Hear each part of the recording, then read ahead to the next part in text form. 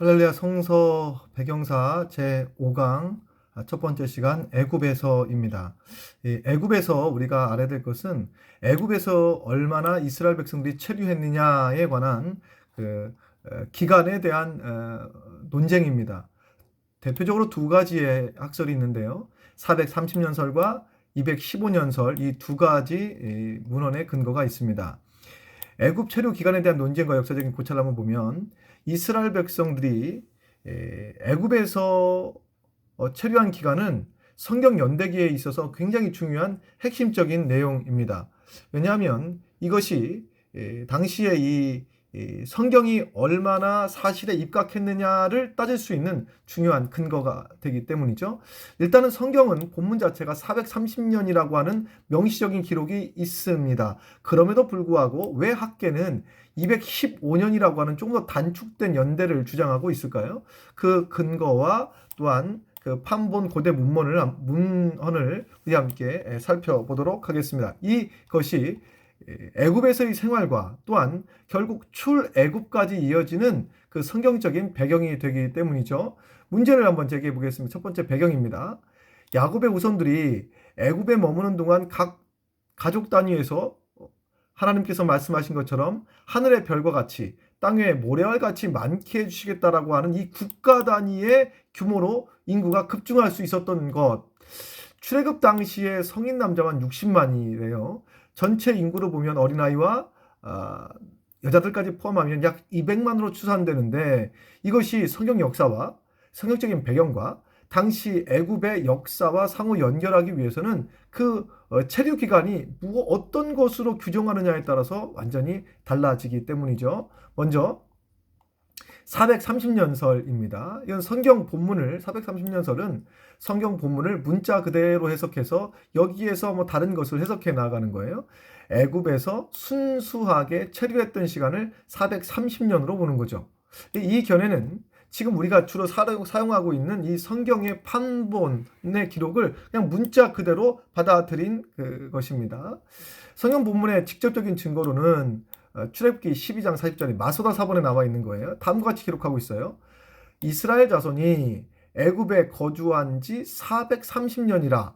이 성경은 그대로 되어 있고 또 히브리 그 성경 본문 가운데 가장 권위 있는 본문이라고 할 수 있는 이 마소라 사본에 그렇게 되어 있습니다. 이스라엘 자손이 애굽에 거주한 지 뭐 어디에서부터 어디까지 갔다 이것이 아니라 애굽에서 거주한 것이 430년이다. 성경적인 직접적인 증거가 되는 것이죠. 또 창세기 15장 13절의 기록에 의하면 아브라함에게 후손이 이방에 객이 되어 즉 노예 생활을 했다는 겁니다. 400년 동안 괴로움을 당할 것이라는 예언을 했는데 여기에서 400년이라고 하는 것은 430년의 대략적인 수치로 해석되기 때문에 또한 괴로움을 당하기 시작한 시점으로 계산된 수치라고 볼 수 있어요. 따라서 우리가 이 성경적인 근거를 가지고 430년이라는 것을 유추해낼 수 있습니다. 그렇다면 왜 215년설이 학자들에게는 더 많이 430년이 아니라 215년으로 주장하고 있을까요? 440년은 아브라함이 약속을 받은 때부터 출애굽 기간의 총 기간이다라고 생각을 하는 거예요. 분명히 이스라엘 자손이 애굽에 거주한 지 430년이라고 되어 있는 이 본문이 있음에도 불구하고 이것을 굉장히 확대해서 해석을 한 거죠. 약속을 받은 때부터 애굽에 있는 기간까지이며 애굽에서 체류한 시간은 215년밖에 되지 않는다. 아브라함이 약속을 받은 때부터 이것을 카운트하기 때문이죠. 많은 신학자와 역사학자들은 215년설을 지지합니다. 반면에 보수적인 신학계에서는 성경이 있는 그대로 430년을 지지합니다. 그렇다면 이 차이는 왜 있었을까요? 430년은 이미 아까 설명을 해드렸고 그렇다면 이들이 고대 성경 번역본과 유대 문헌에서 이 430년의 의미를 어떻게 해석하고 있기 때문에 해석하길래 215년이라고 했을까? 정통 히브리 본문이었던 이 마소라 사본과 달리 고대 판본에는 출애굽기 12장 40절을 조금 다르게 기술합니다. 70인역이라고 해서 그리스 번역본에는 이건 라틴어로 되어 있는 거예요. 출애굽기 12장 40절을 이렇게 기록하고 있어요. 이스라엘 자손이 애굽 땅과 가나안 땅에 거주한 지 430년, 즉 애굽 땅에만 거주한 지 430년, 개기된 지 400년이 아니라 애굽 땅과 가나안 땅에 거주한 지 430년이라고 기록하고 있어요. 그래서 430년이라고 하는 이 기간이 애굽뿐만 아니라 가나안에서 체류 기간까지 다 포함하고 있다라고 하는 겁니다. 사마리아 오경이라고 하는 기록이 있어요. 이것도 역시 70인 역과 동일하게 가나안과 애굽 땅에서 살았던 기간이 430년이다. 그렇다면 애굽에서 가나안 땅에서도 살았고 애굽 땅에서도 살았기 때문에 애굽 땅에서의 기간을 유추해본 결과 230년 정도 될 것이다. 215년 정도 될 것이다. 라고 유추를 해 놓은 거예요. 결론적으로 고대의 중요한 이 두 판본이 공통적으로 430년을 가나안과 애굽 체류라고 보고 있으므로 애굽의 순수 체류 기간은 이보다 짧다. 그래서 그것을 215년이다라고 그들은 주장하고 있습니다. 두 가지 다 주장하는 근거가 있어요. 역사적인 인물의 증언을 보면 고대 유대교와 이집트 기독교 역사학자들도 215년설을 지지하는 해석을 많이 남겼습니다. 사도 바울은 갈라디아서 3장 17절에 하나님이 아브라함과 맺은 언약으로부터 율법이 주어진 기간을 430년이라고 명시하고 있었어요. 그러니까 여러분, 우리가 이 430년을 단순하게 그냥 어디에 이렇게 기록되어 있다는 것은 지금 우리가 보고 있는 역본이고, 이게 번역하면서 혹은 또 다른 이 역본이 나오면서 우리가 지금 알고 있는 성경이 100%라고 하지 말고 성경의 역본은 굉장히 여러 가지가 있는데 그 중에 우리가 하나를 이렇게 받아서 지금 우리의 성경으로 삼고 있는 겁니다. 성경적인 근거로 갈라디아서에도 분명히 아브라함이 맺은 언약으로부터 율법이 주어진 기간을 430년이라고 했기 때문에 이건 역시도 215년을 주장하는 그 명시적인 근거가 되고, 또 430년의 시작점을 애굽 입국이 아니라 아브라함의 언약의 시점으로 잡는 215년설이 이 신학적인 근거가 됩니다. 유명한 역사학자 요세푸스 목사님들의 설교에서도 굉장히 많은 이 역사학자 요세푸스는 그의 저서에서 이와 비슷한 견해를 피력했는데요. 430년은 아브라함이 가나안에 들어온 때부터이며 야곱이 애굽에 들어간 때로부터는 215년이라고 정확하게 기록하고 있어요. 한국 교회는 굉장히 보수적인 교단에 속해 있습니다. 대부분의 장로교가 그렇고 감리교도 그렇고 또 성결교도 마찬가지입니다. 좀 진보적인데도 물론 있겠지만 대부분은 다 그래요. 그렇다면 우리가 속해 있는 이 순복음교회는 어떨까요? 역시 보수적입니다. 그래서 학계에서 주장하는 것과는 조금 다르게 우리는 보수적으로 해석을 하고 있는데 실제로는 215년이라고 주장하는 경우가 굉장히 많습니다. 알렉산드리아 성경사본 역시 이스라엘 자손이 애굽과 가나안에 거주하였다는 내용을 담고 있어서 215년설을 뒷받침해 줍니다. 그렇다면 어느 한쪽이 확실하게 맞는가? 이것을 한번 생각해 봐야 돼요. 먼저 215년설의 가장 큰 문제는 인구학적인 난점입니다. 이것이 430년설이 맞다라고 주장하는 강력한 반론입니다. 70명으로부터 시작된 가족이 430년도 아니고 215년 만에 무려 200만이나 되는 엄청난 거대한 민족으로 불어난다는 이것은 시간적으로 가능하지 않다. 이것을 위해서는 정말 비현실적인 출산율이 필요하다는 거죠. 이 모든 것은 당시의 문서를 기점으로 보면 당시에 몇 명이 낳는지, 당시에 평균적으로 여자들이 몇 명을 낳는지 알 수 있어요. 그리고 또한 우리가 지난 시간에 배웠던 것처럼 당시에 이 여성들이 아이를 낳고 죽는 경우가 굉장히 많습니다. 그래서 우리가 흔히 어느 집은 7명 낳았어요. 어느 집은 한 다스 12명을 낳았어요. 라고 말하지만 그만큼 많은 여성이 죽었어요. 많은 여성이 죽었기 때문에 한 여성이 10명을 낳았다라고 가정해 볼게요. 10명을 낳았으면 모든 여성의 숫자를 합해서 10명을 낳은 것이 아니라 그와 비등하게 반수가 다 죽어나갔다는 거예요. 그렇다면 평균적으로, 물론 평균적으로지만 한 명이 10명 낳았다는 것은 평균적으로 5명밖에 낳지 못했다는 결론이 나와요. 당시의 의술로 봤을 때.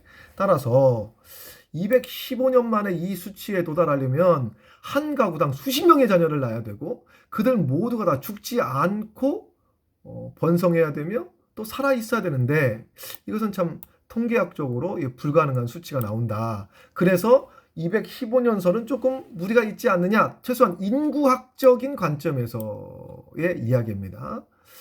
그래서 이 215년을 주장하는 학자들은 유입 인구의 가능성이 있다라고 반론을 제기합니다.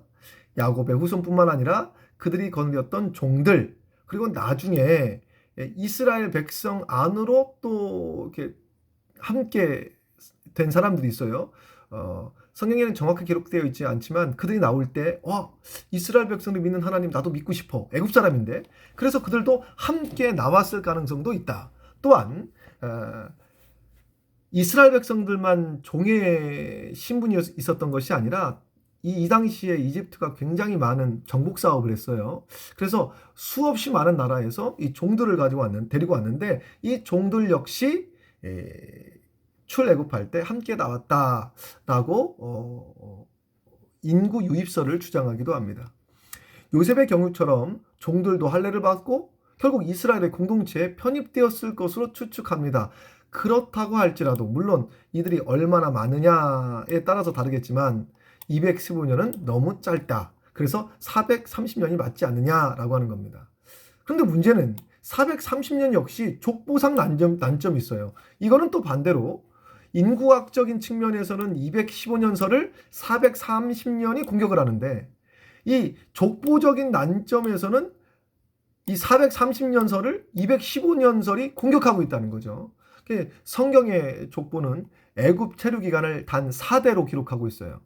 그러니까 이 4대가 430년을 커버한다? 이거 어려움이 있다는 거죠. 이 한 세대가 지금 현재로서는 30년이라고 말해요. 왜 한 세대가 30년이냐? 그 이유는 한 사람의 인생을 한 사람이 100살 살아요? 그 다음 자녀가 100살 살아요? 그럼 200년이잖아요. 그게 아니라 1세대가 30살에 아이를 낳았으면 이게 한 세대가 되는 거예요. 그리고 같이 가는 것. 그리고 2세대가 30또 아이를 낳아요. 그럼 손자까지 내가 살아있는 그 100년 안에 3세대가 같이 있는 거죠. 그렇다면 이 4세대 만에 430년이 있을 수밖에 있다면 어떤 결론이 나오냐면 1세대가 110년 만에 아이를 낳고 또 그 아이가 또 110년 만에 또 아이를 낳고 그 아이가 또 110년 만에 아이를 낳아야만 이 4세대 430년이 맞을 수가 있는 거예요. 그런데 출애굽기 6장에 보면 모세의 족보를 보면요. 레위에서 고핫 자손이 아므람으로 아므람에서 모세로 이어지는 단 4대에 불과하다는 거죠. 4대. 그래서 이 4대 만에 정말 이 200만이라고 되는 그것이 가능하냐라고 하는 것이고 430년이 4대에 이게 이루어지는 것이 가능하냐라고 하는 것이고요. 창세기 15장 16절에서도 하나님도 아브라함에게 후손이 4대 만에 이 땅에 돌아오리라고 말씀하셨어요. 그래서 430년설의 경우에는 이 족보에 생략 가능성이 있다라고 제기하는 거죠. 물론 그 중간에 무엇이 있는데 그 족보를 생략하였다. 4대보다 더 많이 있는데 생략하였다라고 주장을 하면서 이 족보에 대한 세대에 대한 난점을 430년은 말하고 있습니다. 고대 히브리 족보는요. 종종 중요한 인물들만 기록하면서 생략하는 그런 경향이 있습니다. 실제로 마태복음 1장에는 아브람과 다윗의 자손 예수 그리스도의 세계라라고 하면서 그 모든 족보를 기록하고 있는데 그 사이에 요람과 우시야 사이의 세대가 생략되기도 하였습니다. 그래서 430년을 주장하는 사람들은 모세의 족보도 430년이라고 하는 긴 기간을 담기 위해서는 중간 세대가 생략될 가능성이 있지 않느냐라고 말하는 겁니다. 따라서 4세대라고 하는 기록이 반드시 215년을 의미한다고는 볼 수 없다라고 주장을 합니다. 결론적으로 말하면 애굽 체류 기간에 대한 분쟁의 핵심은 출애굽기 12장 40절에 이 430년을 어떻게 해석하느냐에 있습니다. 맛소라 사본은 순수한 애굽 체류를 430년으로 기록하고 있지만 다른 역본, 다른 성경이에요. 요것만 성경이 아니라 이것도 성경이고 이것도 성경이에요. 70인역과 사마리아 오경에는 이 기간을 가나안과 애굽 체류를 합친 기간이라고 기록하고 있습니다. 또 사도 바울과 요세푸스 등의 권위 있는 인물들은 430년을 아브라함의 언약 시점으로부터 계산을 합니다.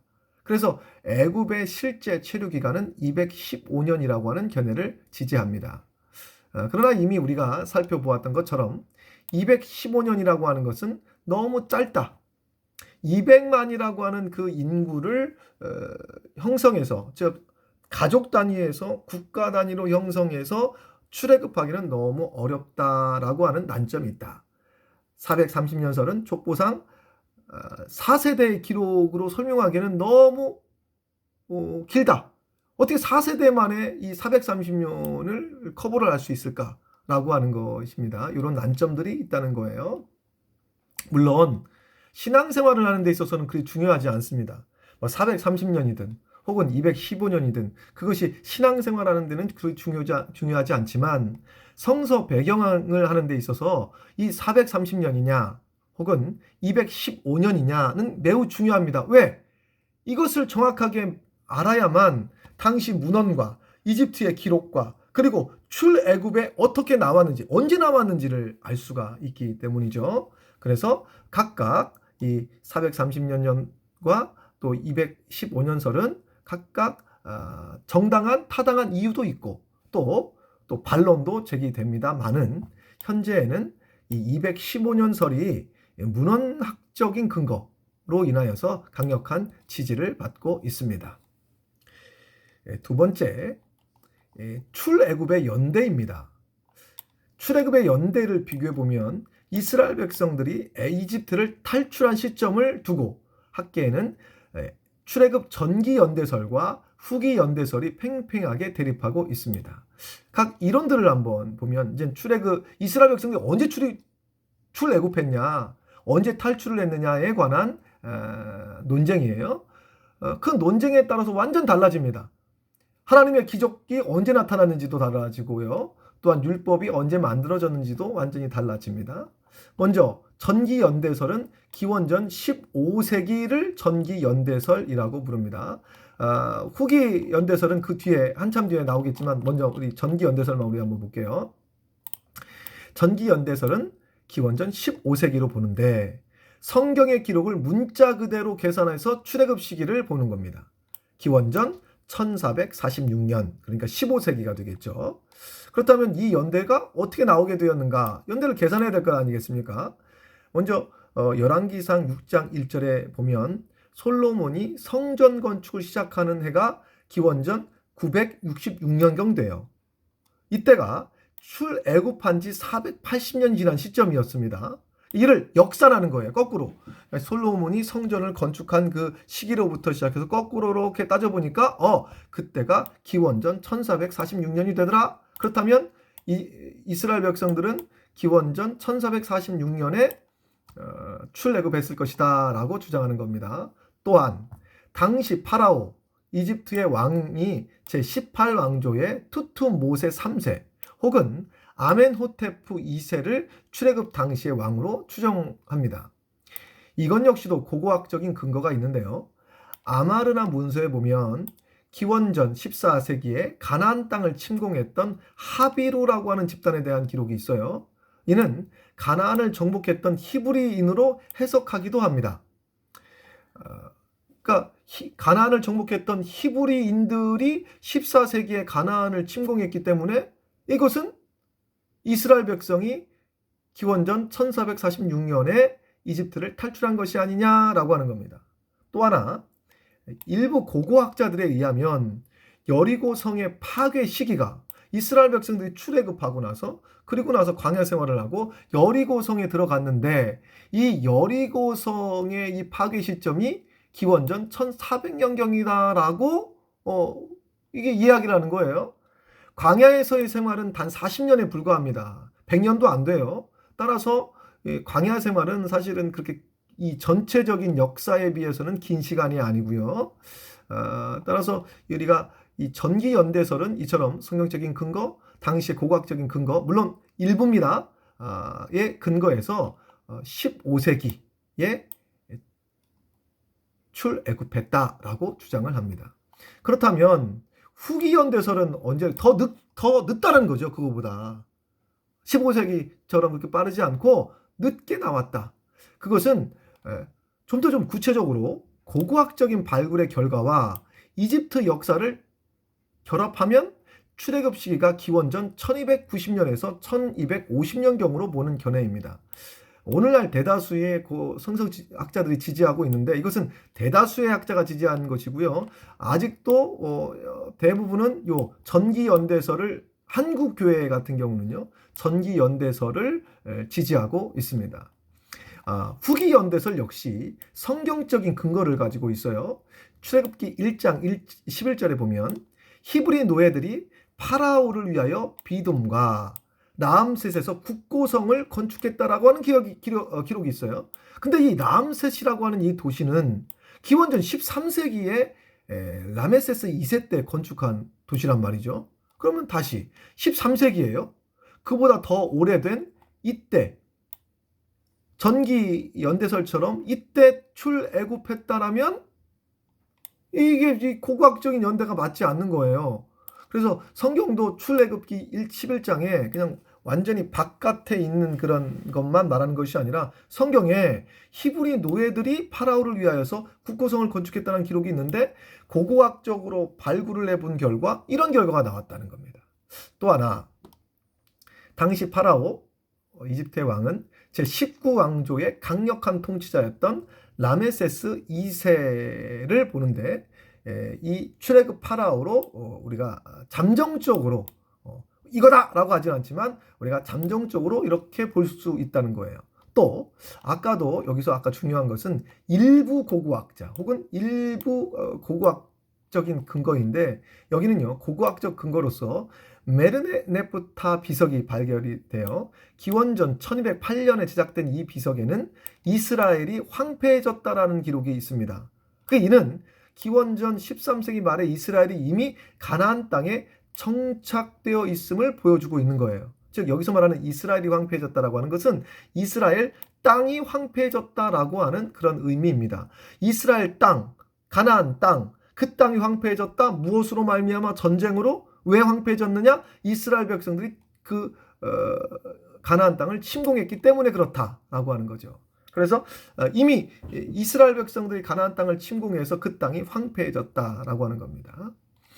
가나안의 주요 도시 중에 하솔이나 라기스라고 하는 이 고고학적인 배경을 보면 기원전 13세기에 대규모 파괴가 일어났다. 어느 전쟁이 엄청 큰 전쟁이 일어났는데 이 당시의 역사적인 배경을 보면 이 하솔이나 라기스나 이 가나안 도시들이 다른 어떠한 메소포타미아 지역이나 레반트 지역에 있는 그 나라들과 싸운 기록이 없어요. 이집트와도 싸운 기록이 없어요. 그러면 어디와 싸웠을까요? 결론은 이스라엘밖에 없다는 거죠. 그래서 이 후기 출애굽설, 즉 후기 연대설을 주장하기도 합니다. 그럼 이건 역시도 성경적인 직접적인 증거가 있어요. 열왕기상 6장 1절에 보면 이스라엘 자손이 애굽 땅에 나온 지 480년이요. 솔로몬이 이스라엘 왕이 된 지 4년 15월 곧 2월에 솔로몬이 여호와를 위하여 전을 건축하기 시작하였더라라고 되어 있는데 출애굽 시기의 기점을 잡는 가장 명확한 기준은 솔로몬 왕의 성전 지대 구축 시점입니다. 이때부터 역사나는 거예요. 성경은 이때가 출애굽에서부터 480년이 지난 기록이라고 하는 겁니다. 그런데 아까 애굽에서 있었던 그 기간을 산정할 때 애굽에서 거주한 지 430년이냐 아니면 아브라함이 약속을 받은 때부터 430년이냐에 따라서 완전히 해석이 달라지는 것처럼 이건 역시 마찬가지입니다. 초기 연대설, 즉 전기 연대설의 경우에는 성경에서 제시한 이 480이라는 숫자를 문자 그대로 수용해서 출애굽 예언대를 주전 1446년으로 확정했어요. 그런데 후기 연대설은 이것에 대해서 반론과 비판을 합니다. 480이 실제 연수가 아니다. 이것은 상징적인 숫자다. 왜? 하나님의 성전이 완전하게 지어진 것에 대한 마치 그 요한계시록에서 그것을 해석할 때 나오는 그 숫자와 비슷합니다. 14만 4천 명, 12 곱하기 하면서 나오는 그 12 곱하기 10 곱하기 또 곱셈을 계속 하다 보면 14만 4천 명이 나와요. 이스라엘 지파가 12지파고 또 각 지파마다 1만 2천 명씩 하니까 이게 14만 4천 명이 나오는 것처럼 역시 이 숫자도 마찬가지입니다. 40년 곱하기 12 했더니 이 480이 나왔다는 거예요. 그러니까 이들은 한 세대의 길이를 약 25년으로 계산하여서 전체 기간을 약 300년으로 축소하고 또 출애굽을 주전 1225년으로 그렇게 산정하였습니다. 그러나 이렇게 너무 성경에 480년이라고 되어 있는데 이것을 단순하게 상징적인 해석이다라고만 한다면 성경의 기록을 객관화하지 못하고 너무 추상적으로 바라보고 자의적으로 해석하게 만드는 그런 오류를 범할 수도 있습니다. 또 하나 입다의 변증이 있는데요. 이스라엘 백성들이 가나안에 거주한 그 기간으로 알 수 있는 것인데 사사기에 등장하는 입다가 이렇게 진술을 합니다. 이것은 초기 연대설을 뒷받침해주는 결정적인 내부 증거예요. 그러니까 성경에 있는 것이 내부 증거이고 또 성경 밖에 있는 문헌이나 고고학적인 증거를 찾아가는 것이 외적인 증거인데 이건 성경 내부에서 증거하고 있어요. 입다는 암몬 왕과의 영토 전쟁에서 이스라엘이 가나안에 거주한 지 이미 300년이 지났다라고 주장했어요. 사사기 11장 26절에 이스라엘이 헤브론과 그 향촌들과 아로엘과 그 향촌들과 아르논 연안에 있는 성읍에 거한 지 300년이언을 그동안 너희가 어찌하여 도로 찾지 아니하였느냐. 이 연대기적인 정교성을 한번 보면요. 입다가 활동했던 시기를 기준으로 역산해 보면 사울과 다윗의 통치 기간이 각각 40년이에요. 그리고 솔로몬이 성전을 건축한 지 4년을 합치면 84년이 됩니다. 사울 40년, 다윗 40년, 그리고 솔로몬이 성전 건축한 지 4년, 그 84년이 돼요. 여기에서 사무엘 시대 사무엘이 이스라엘의 사사로 있었을 때를 25년으로 잡고 또 역산해서 입다 이후에 사무엘 이전까지 사사들을 고려해 보면 약 129년이 됩니다. 이 수치를 다 합하면 입다의 300년 진술과 합해져서 주전 1446년과 완벽하게 일치가 돼요. 이거 뭐 정확하게. 그래서 후기 연대설은 이 주장에 의하면 모순이 생기는 거죠. 만약 출애굽이 주전 13세기 후기 연대설의 열인 경우 주전 13세기에 일어났다면 입다 당시 가나안 거주 기간은 100년도 되지 않아야만 돼요. 그래서 성경의 기록과 또 정면으로 충돌하게 됩니다. 사사시대 그 총 합산 기록의 분석을 왜 이렇게 나왔는가 보면 주전 1446년으로부터 주전 1050년, 즉 사울 왕이 즉위하기까지를 약 396년의 시간이 존재해요. 그러니까 사사들이 활동한 기간은 성경에서 기록된 사사들의 통치기와 평온했던 기간들을 모두 합하면 410년이 됩니다. 평온했던 시간들은 거기 나와 있지 않으니까. 물론 중첩의 가능성은 고려됩니다. 일부 사사들의 활동이 지역별로 중첩될 수도 있고, 즉 사사들이 이 사사가 죽고 나서 또 다음 사사, 이 사사가 죽고 나서 또 다음 사사, 이렇게 순서대로 나간 것이 아니라 왕처럼 왕은 이 왕이 죽으면 다음 왕이 되고 다음 왕이 죽으면 그 다음이 되는데 사사는요 지역별로 중첩이 될 수 있어요. 어떤 사사가 북이스라엘 지방에서 사사 활동을 하고 있을 그 당시에 남쪽에서 또 다른 사사가 활동했을 가능성이 있다는 거죠.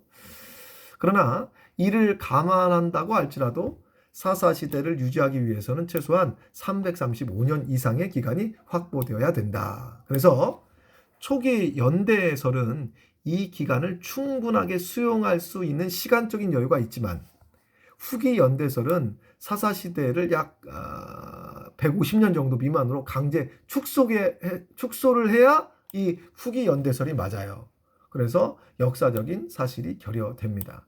그러니까 우리는 성경적인 내부적인 근거를 통해서 전기 연대설을 주장하는 거예요. 그러나 학자들은 이 증거가 있어야 될 거 아니에요. 증거가 고고학적인 증거에 의하면 후기 연대설이 맞다 이렇게 해서 팽팽하게 갈리고 있습니다.